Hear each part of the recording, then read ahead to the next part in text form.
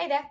So, are you about to enter that transition phase away from inpatient care back into a home environment? Perhaps it's going to happen to you. Perhaps you're a parent about to have somebody back into the family nest after a period of time, or perhaps you're already going through that sort of new chapter of having a child back at home after maybe months, maybe a year inpatient.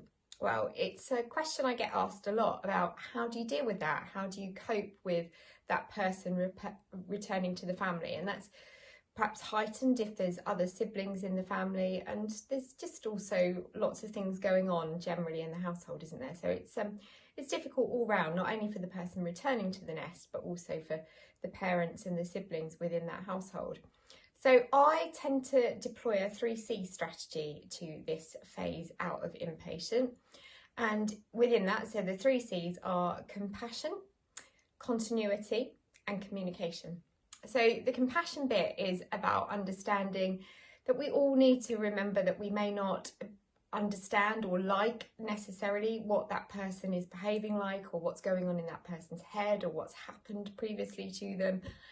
We may not like the impact it's going to have on our own lives, but we have to have compassion for where that person is in their journey. And equally, for the person returning home, we may not like the rules that our parents are now setting, or we may not like the way our sibling is playing up about us returning home, but we have to have compassion for how it feels for them back in the family nest, and we all have to play our part. The continuity bit is about recognition that for months, weeks, possibly years, you've lived in a specific environment, and it's not going to be that you can just click your fingers and snap back into family life without a level of transition, a level of getting used to the change. And that's true for everybody. We've all got to rub along together.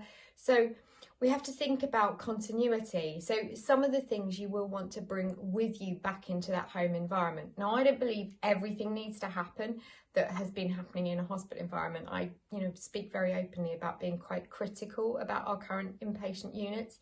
Many things just don't feel right to me. But there are things you will want to continue. Some of those things will be about scheduled meal times, about routines, about having set times for getting up in the morning and, looking after ourselves, that self-care, having a shower, getting dressed. There will be set times for having the meal times and the snacks.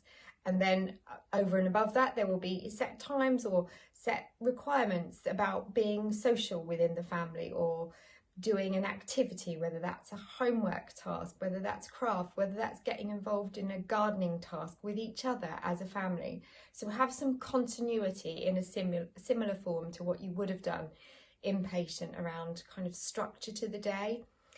And then the final thing is about communication. So we all know at whatever age we are, whatever kind of family dynamic or relationship we're in, a failure in communication is likely to have an impact on that relationship. So it's not going to be easy, this transition phase, but the single thing you need to commit to do is communicate as a family.